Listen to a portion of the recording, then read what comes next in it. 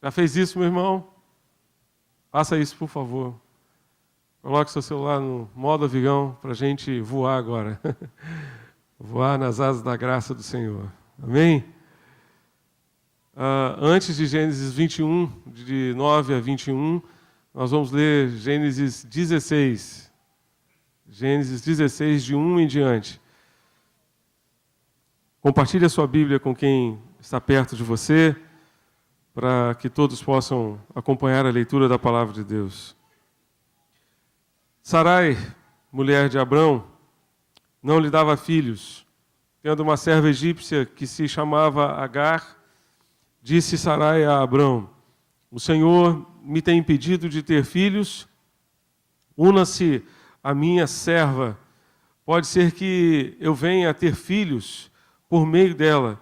E Abraão deu ouvidos à palavra de Sarai. Então Sarai, mulher de Abraão, tomou Agar, a egípcia, sua serva, e a deu por mulher a Abrão, seu marido. E depois de Abraão ter habitado 10 anos na terra de Canaã, ele conheceu intimamente Agar, que engravidou, e ela então, vendo que estava grávida, passou a olhar com desprezo sua senhora. Então Sarai disse a Abrão: seja sobre ti a afronta que me é dirigida. Coloquei a minha serva em teus braços, mas vendo ela agora que está grávida, passou a olhar-me com desprezo. O Senhor julgue entre mim e ti. Abrão respondeu a Sarai: a tua serva está em tuas mãos, faze-lhe o que bem te parecer. Sarai maltratou-a e Agar fugiu de sua presença. Então o anjo do Senhor, encontrando-a junto à fonte do deserto, a fonte que está no monte de Sur, perguntou-lhe: Agar, serva de Sarai, de onde vieste e aonde vais? Respondeu ela: estou fugindo da presença de Sarai, minha senhora. Disse-lhe o anjo do Senhor: volta para a tua senhora e humilha-te sob as suas mãos, ou sujeita-te a ela. E o anjo do Senhor acrescentou: multiplicarei tanto a tua descendência, de modo que de tão numerosa não poderá ser contada. E o anjo do Senhor disse-lhe ainda: estás grávida, terás um filho, a quem chamarás Ismael, pois o Senhor ouviu a tua aflição. Ele será um jumento selvagem entre os homens, e a sua mão será contra todos, a mão de todos contra ele, habitará na presença de todos os seus irmãos, e o nome do Senhor com quem ela falava se chamava El-Roi, pois disse: não vi neste lugar aquele que me vê, por isso aquele poço que está em Cádiz e Bered foi chamado Beer-Lahai-Roi, né? Poço daquele que vive e me vê. E Agar deu um filho a Abrão, e ele chamou de Ismael, o filho que tivera de Agar. Abraão tinha 86 anos quando Agar lhe deu Ismael. Agora vá comigo ao capítulo 21, é a continuação dessa história. Capítulo 21, verso 9. Vai nos dizer o seguinte: e Sarai viu que o filho de Agar, a egípcia, nessa altura aqui, Isaac já tinha nascido, né? E Sara viu, agora já não é mais Sarai, é Sara. Deus já havia mudado o nome de Abraão, de Abrão para Abraão e de Sarai para Sara. E Sara viu que o filho que Agar, a egípcia, tinha dado a Abrão, estava zombando de Isaac, pelo que disse a Abrão: manda embora essa serva e o seu filho, porque o filho dessa serva não será herdeiro com o meu filho Isaque. Isso pareceu muito desagradável aos olhos de Abraão, porém Deus disse a Abraão: não considere isso muito desagradável aos seus olhos por causa do menino, por causa da tua serva. Atende a voz de Sara em tudo que te diz, pois a tua descendência será reconhecida por meio de Isaque. Mas também farei uma nação do filho dessa serva, porque ele também é da tua descendência. Então Abraão levantou-se de manhã cedo e, tomando pão e um cantil cheio de água, deu Deus a Agar, pondo-os sobre o ombro dela, e entregou-lhe também o menino e mandou-a embora. Ela partiu andando errante pelo deserto de Berseba. Quando a água do cantil acabou, Agar deitou o menino debaixo de um arbusto e foi sentar-se em frente dele, a boa distância, cerca de um tiro de arco, porque dizia: não quero ver o menino morrer. Então, sentada em frente dele, levantou a voz e chorou. Mas Deus ouviu a voz do menino, o choro do menino. E o anjo de Deus chamou Agar desde o céu e disse-lhe: que tens, Agar? Não temas, porque Deus ouviu a voz do menino desde o céu, desde o lugar onde ele está. Levanta-te, pega o menino e toma-o pela mão, porque farei dele uma grande nação. E Deus abriu-lhe os olhos e ela viu um poço. Então foi encher o cantil de água e deu de beber ao menino. Deus estava com o menino, que cresceu e se tornou flecheiro, morando no deserto. Ele habitou no deserto de Parã e sua mãe providenciou-lhe uma mulher da terra do Egito para ele. Minha gente querida, temos aqui uma história muito interessante, que fala sobre a realidade ali na família de Abraão. É muito interessante a gente perceber que a Bíblia não esconde os problemas das famílias. As famílias que você vai encontrar na Bíblia são famílias normais, iguais à sua família. São famílias que têm problemas, famílias que têm dificuldades, que têm conflitos, situações adversas a enfrentar, família que comete erros também, tá? Mas vê a graça de Deus agindo e operando, tendo misericórdia realmente da família. E nós vamos encontrar essa circunstância também aqui na família de Abraão. Nós vamos encontrar agora Agar, no capítulo 16, ela fugindo da sua senhora. O anjo do Senhor a encontra e ela diz: esse é o Deus que me vê. Esse é o Deus que vê a minha vida por completo, que conhece a minha história, que conhece tudo a meu respeito, que vê o meu coração, que vê tudo aquilo que se passa na minha vida. A Bíblia diz que todas as coisas estão nuas e patentes aos olhos de Deus, aos olhos daquele a quem teremos que prestar contas. Hebreus capítulo 4 nos diz isso. Diante de Deus, todas as coisas estão claras. Deus nos vê por completo. Deus nos vê por completo. Ele vê o nosso coração.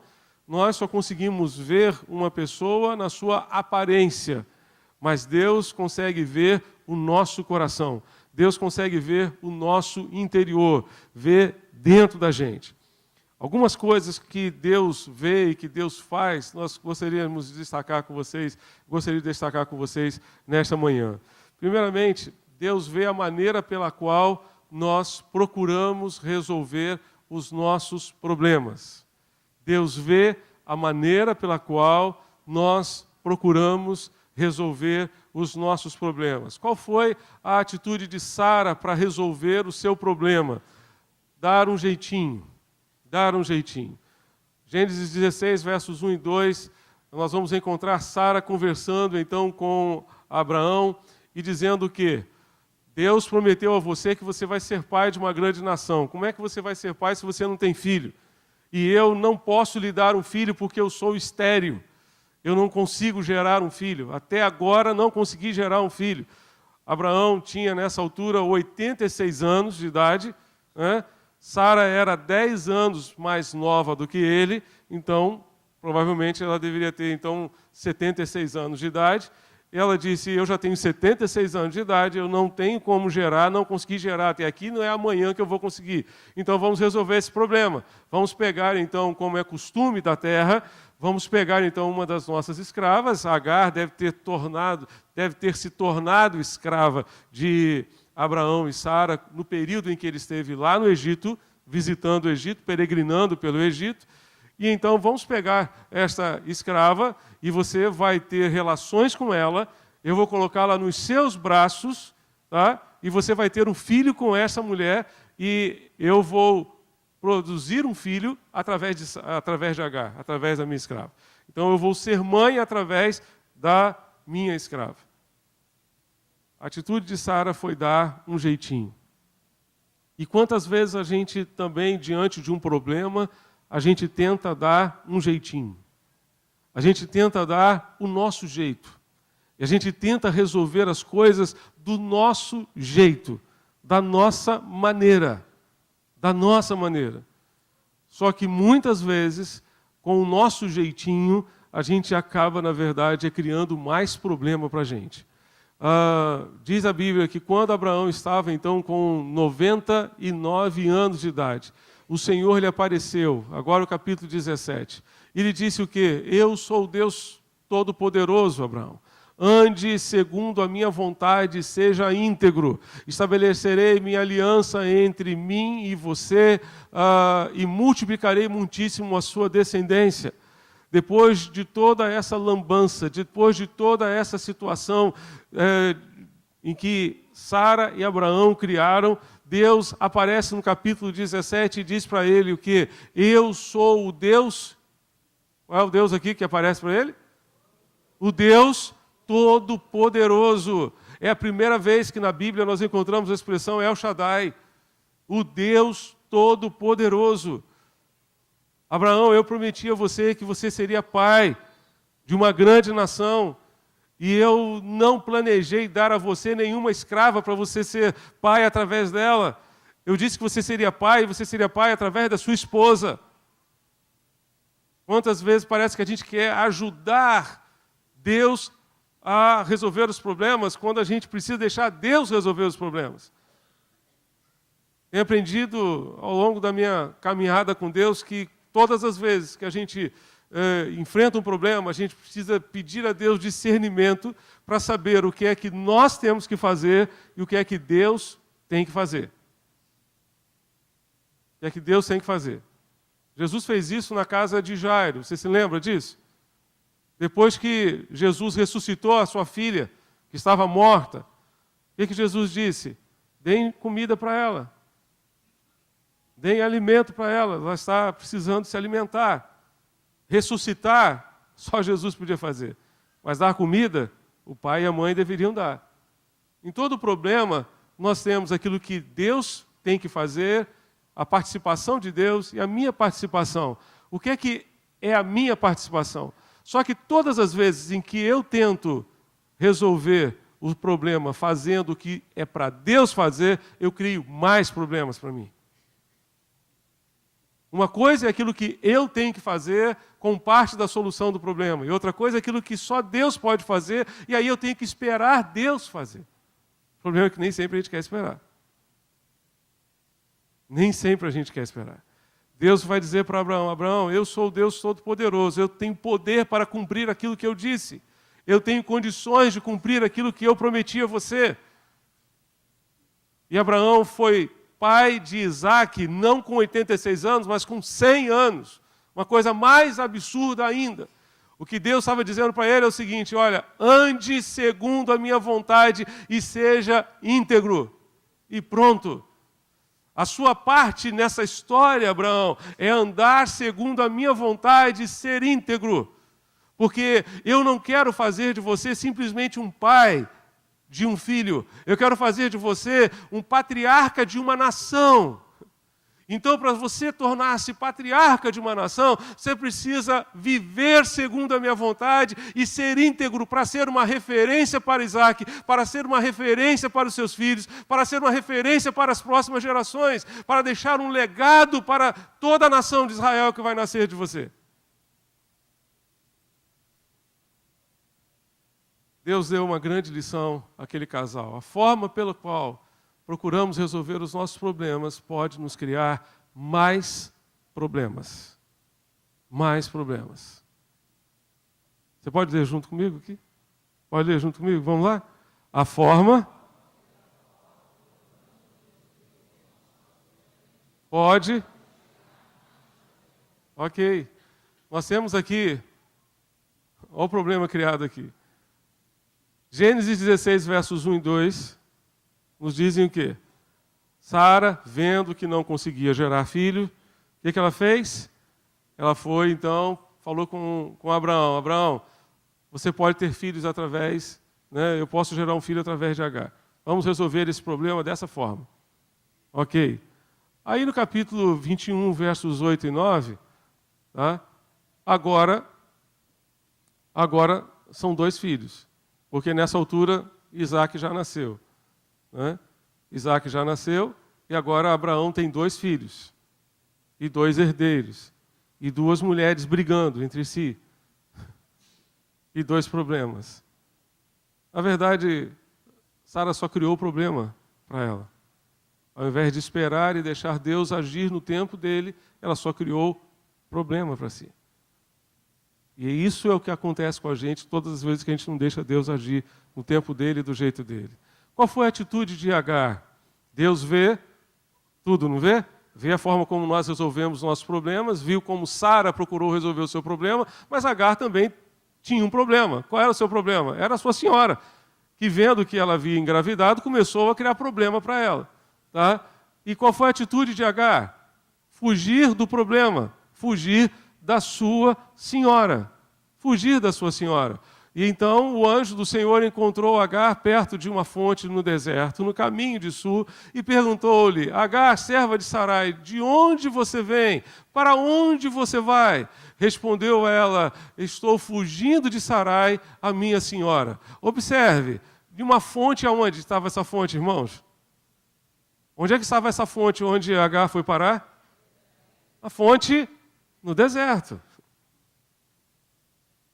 Ela foi parar no deserto. Foi parar no deserto.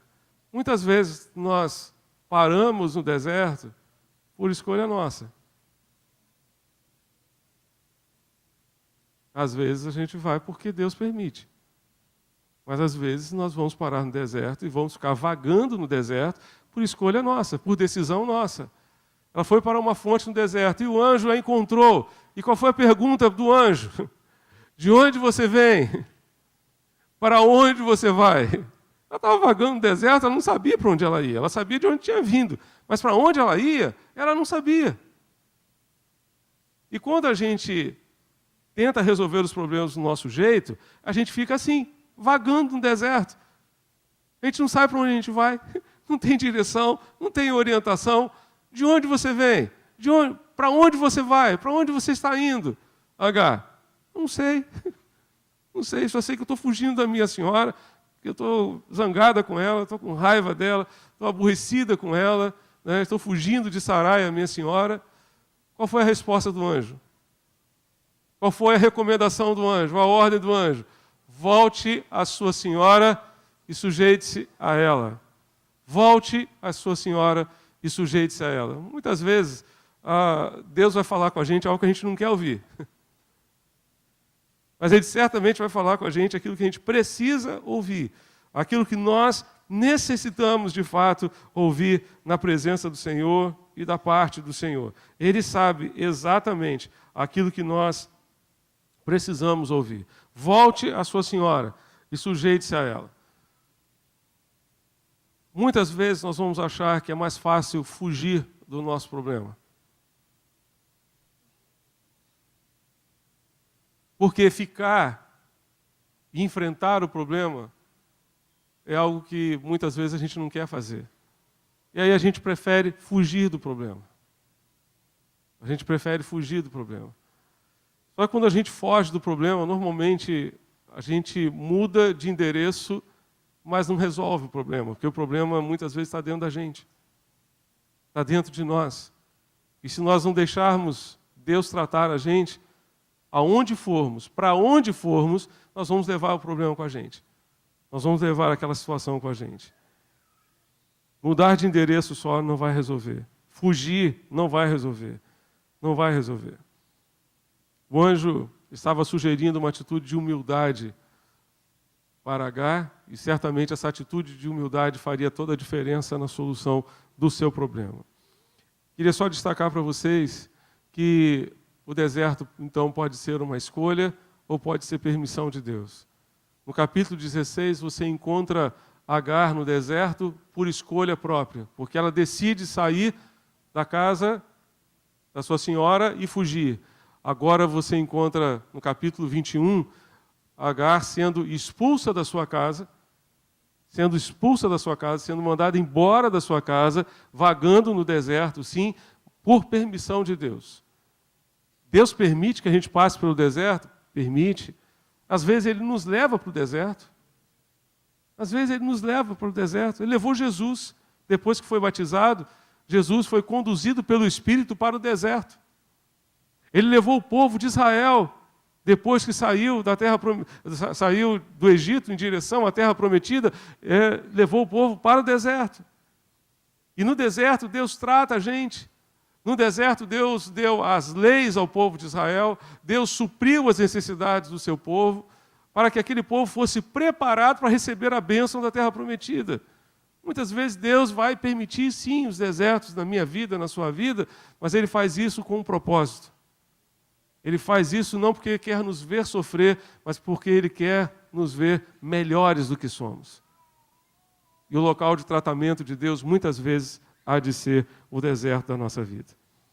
Segundo lugar, Deus vê a nossa aflição e nos socorre.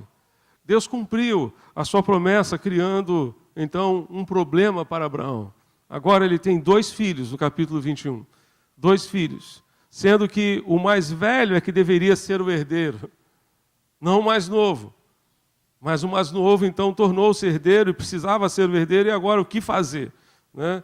Abraão, então, foi resolver o problema da seguinte maneira. Pegou alguns pães, uma vasilha de couro cheia d'água, um cantil cheio d'água, entregou-os a Agar e, tendo-os colocados nos ombros dela, despediu-a com o menino. Olha a provisão dela para enfrentar o deserto. Alguns pãezinhos e um pouco de água.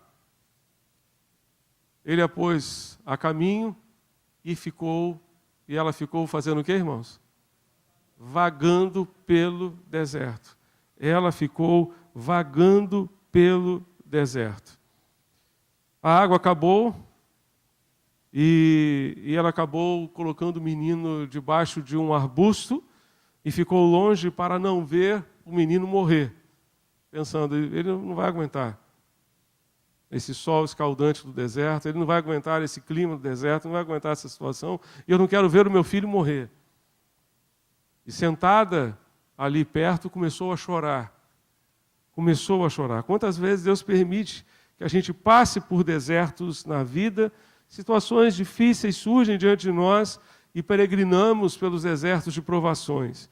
E é até possível que você, mãe, que está aqui conosco nesta manhã, esteja se sentindo num deserto. Um deserto de provações, de adversidades, vendo o pão acabar, vendo a água acabar.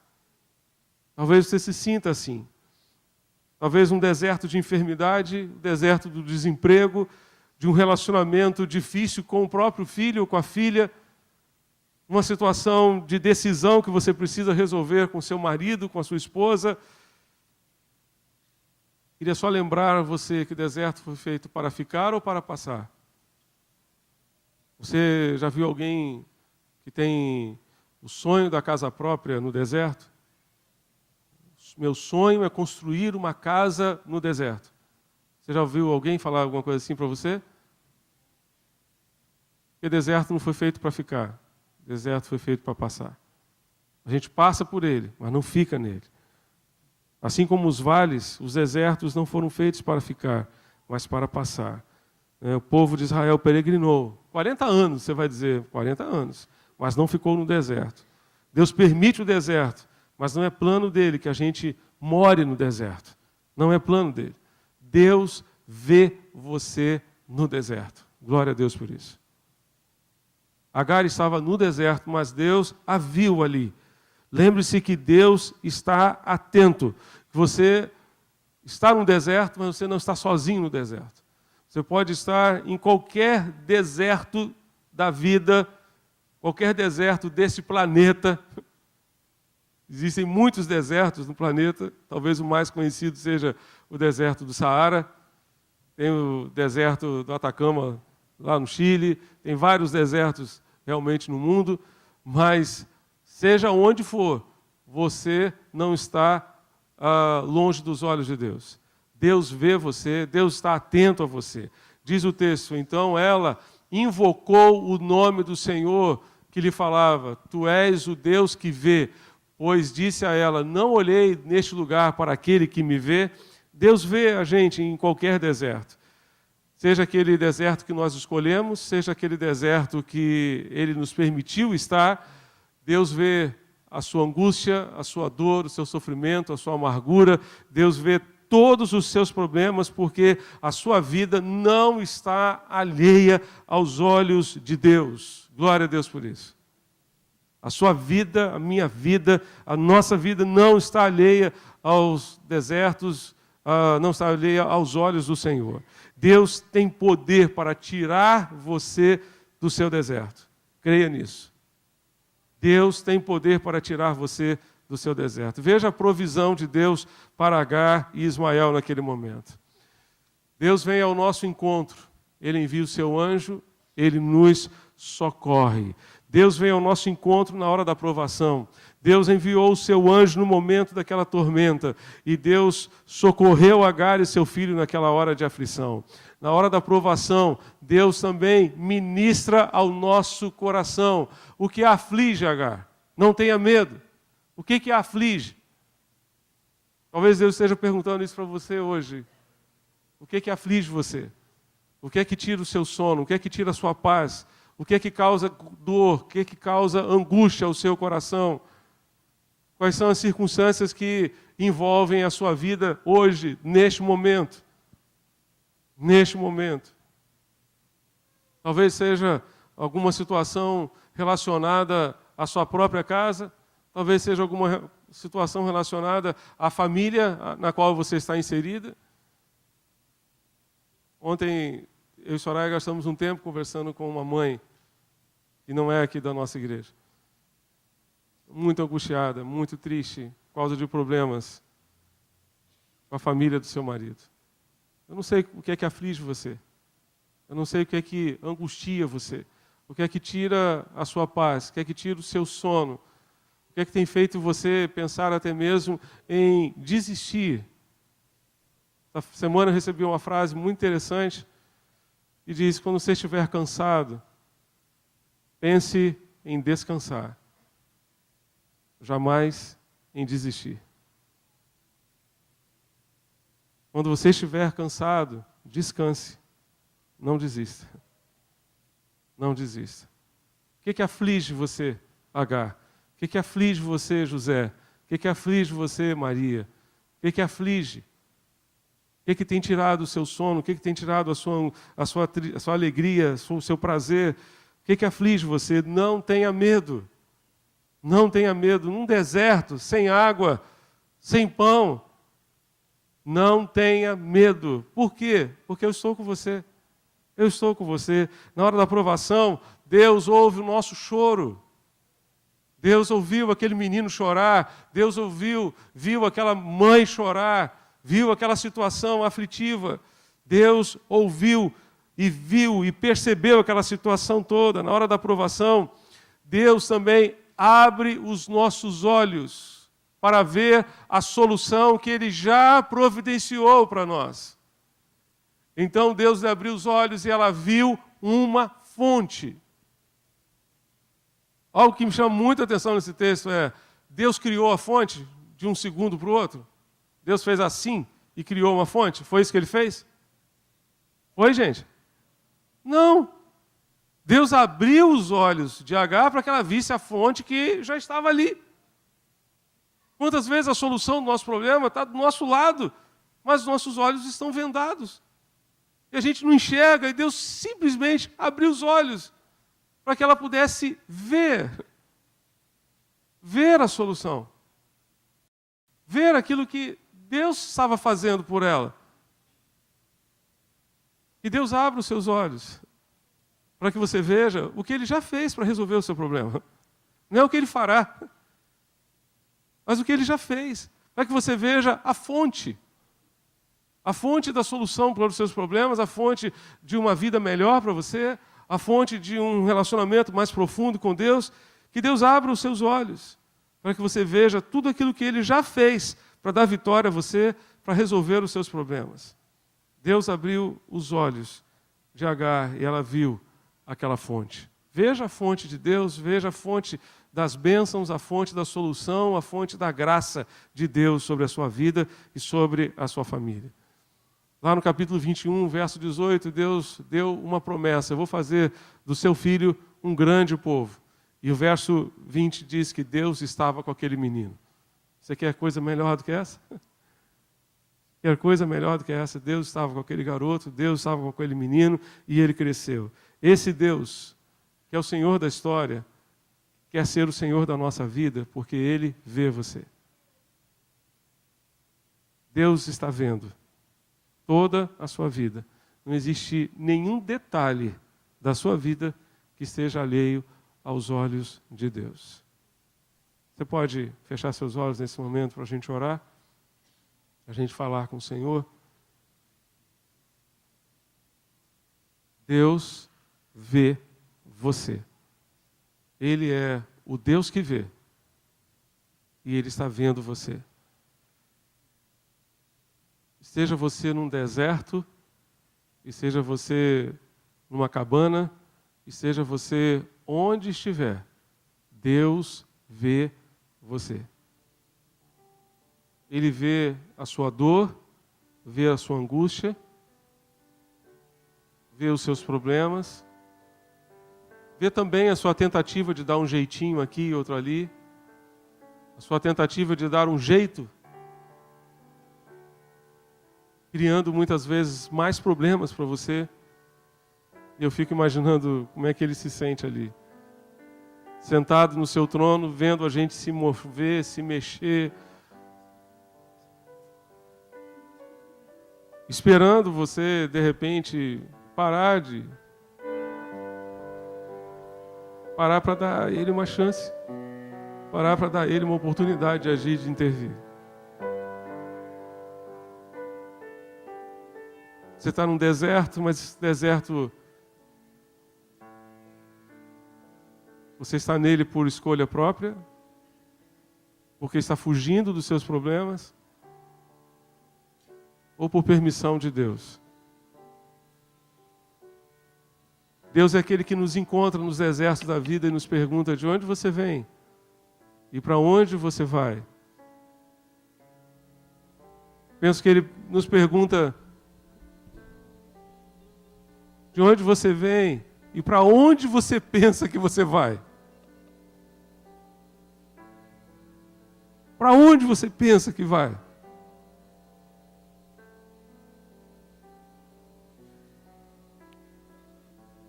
Talvez a direção de Deus para você seja: volte, sujeite-se, humilhe-se. Eu vou estar com você.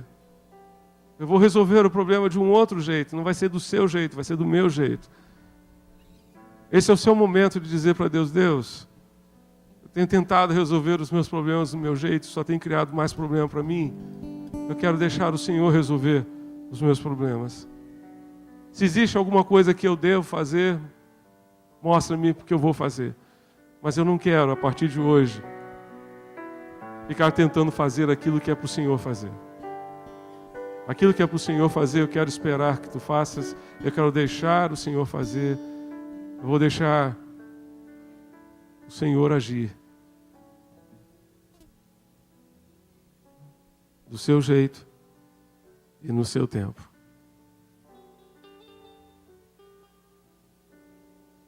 É possível sim que você esteja num deserto por escolha própria. Porque você decidiu. Mas mesmo assim Deus está mandando você voltar.